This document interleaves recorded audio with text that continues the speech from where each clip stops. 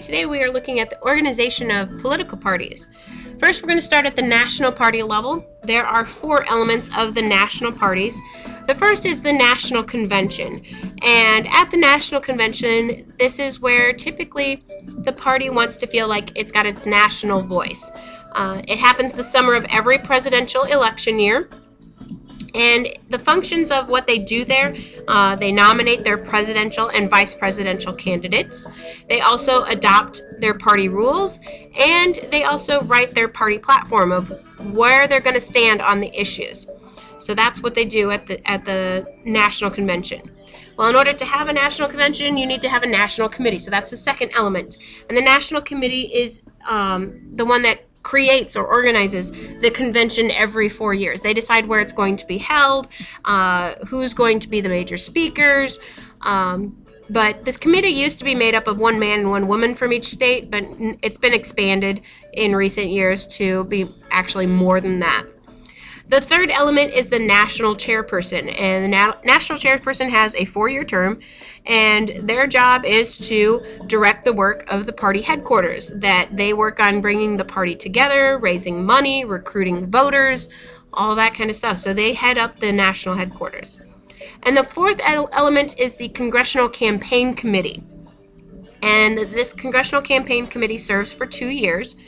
And each House of Congress has one. So you have a Congressional Campaign Committee of the Democrats in the House and the Senate, and you have a Congressional Campaign Committee for the Republicans in the House and the Senate. What they do is that they try to re-elect incumbents, and incumbents are people that are already in office that are looking for re-election. So they are trying to re-elect incumbents. They're trying to get them back in their job, to stay in their job. If they aren't trying to re-elect their incumbent, so let's say you have a Democrat who's an incumbent, then the other side, the Republican Congressional Campaign Committee for the House, is trying to unseat that member. So they're trying to get somebody who's going to get them out of power, that they're trying to get a competitor that would be very, very good. So their job is to either keep their seat or try and get the other person out of the seat. One of the two. That's what they are working towards. So that's our national party level. Now we have state and local parties. And there are 2 elements to the state and local. They're kind of similar.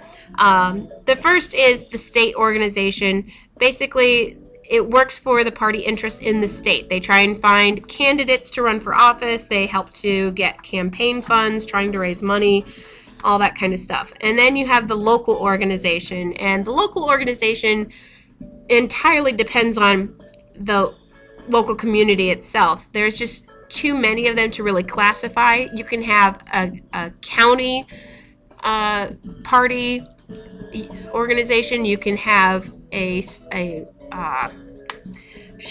you can have a city, and you could have a tri-state. I mean, there's all kinds of different local organizations. You can have you have political organizations here in Remsen that most people don't really know about, but you have political organizations that function to find people to run for school board or find people to run for county clerk or whatever. That's what their job is to do. So that's how they're organized. The local level is a lot more random than the national level. National level is a lot more set out in stone. And the state's a little organized, but the locals are just kind of out there. They do whatever they want. But the future of the major parties, the membership for those major parties of Democrats and Republicans is in decline. There are not as many people signing up to be a part of the parties or as being as heavily involved in the parties as there used to be. And there's basically 5 factors for this. The first is that voters don't see themselves today as just Republican or just Democrat. And a lot of that has to do with the fact that these major parties are coalitions, that there's a lot of things that they don't agree on. And so if the party can't agree on one way to do things, then it's very hard for people to say, yeah, I want to be a part of that. The second is split ticket voting has increased. And split ticket voting is where when you go in and vote on the ballot, you have the option to say, oh, I'm just going to vote for all the Republicans, or I'm just going to vote for all the Democrats. And that's called straight ticket voting. But split ticket voting is where, instead of saying, I'm just going to vote all Republican, I don't care who they are, you go in and say, and individually vote depending on the person. And so split ticket voting is where you're going to vote for both parties on the same ticket. And that kind of voting has increased. And so it's really hard to say that somebody's just Republican or just Democrat when they're voting both sides. The third is that the changes and reforms within the party itself have been very, very slow to come about, both in the Republican and the Democrats. They have a lot of conflict. There's a lot of disorganization at times on whether or not they back what certain people say. And so the fact that there's a lot of conflict, that not all Democrats agree and not all Republicans agree, is kind of off-putting, that people won't join the party because of that.